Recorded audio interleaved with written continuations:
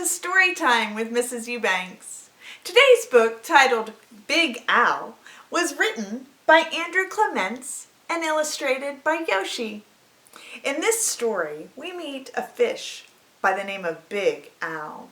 Big Al is not the prettiest fish and kind of scary looking, so he kind of has trouble meeting some friends. Find out how Big Al waits for the right opportunity to show the other fish in the sea just how nice he can be. Join me today in reading Big Al. Be sure to subscribe. In the wide blue sea, there was a very friendly fish named Big Al.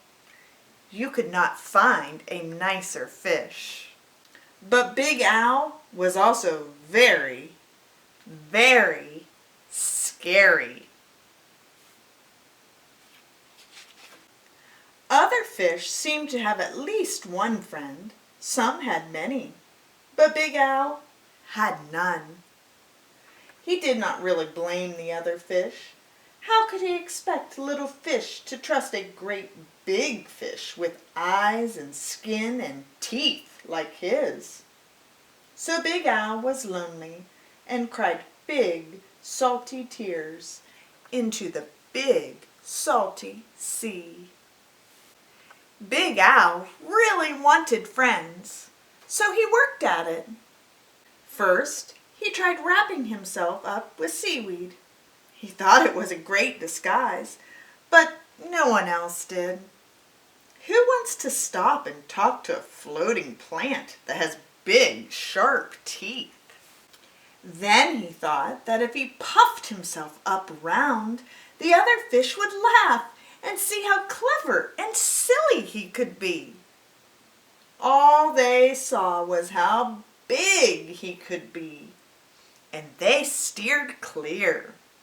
Very early one morning, Big Al went down to the bottom and flopped and wiggled himself into the sand until he was almost covered up. He looked much smaller. When other fish came near, Big Al talked and joked with them and had a delightful time. But then one scratchy little grain of sand got stuck in his gills, and he sneezed. When the clouds of sand cleared away, all the other fish were gone. Big Al even changed his color one day so he could look like he belonged to a school of tiny fish passing by. He bubbled along with them for a while, laughing and feeling like he was just one of the crowd.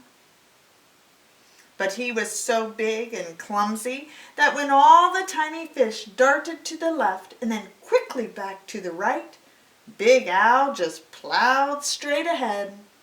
He went bumping and thumping right into the little fish. Before he could even say, "Excuse me," they were gone, and he was all alone again, sadder than ever. Just when Big Al was starting to be sure that he would never have a single friend, something happened. He was floating along sadly, watching some of the smaller fish and wishing they would come closer. As he watched, a net dropped down silently from above, and in an instant they were caught. Big Al forgot all about being lonely, and he forgot all about being sad.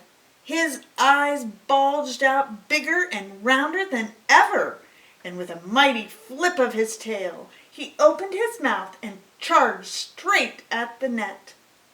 The net was strong, but Big Al was stronger. He ripped right through it, and all the little fish rushed out through the hole.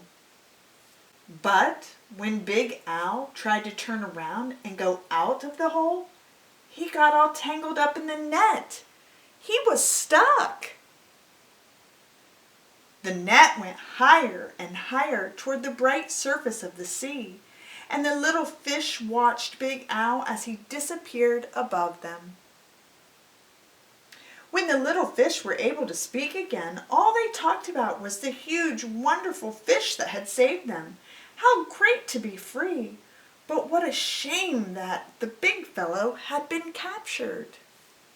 Just then, there was a tremendous crashing splash above them, and the small fish dashed away. Was it the net again? Can you predict what it might be? Not at all! It was Big Al. Those fishermen took one look at him and threw him right back into the ocean. And now there is one huge, puffy, scary, fierce-looking fish in the sea who has more friends than anyone else. Big Al. The end. Big Al. Written by Clements and illustrations by Yoshi. I hope you enjoyed this book today. Be sure to go out and support this author and add this to your home library. Be sure to subscribe, and until we see each other again, keep reading. Bye-bye.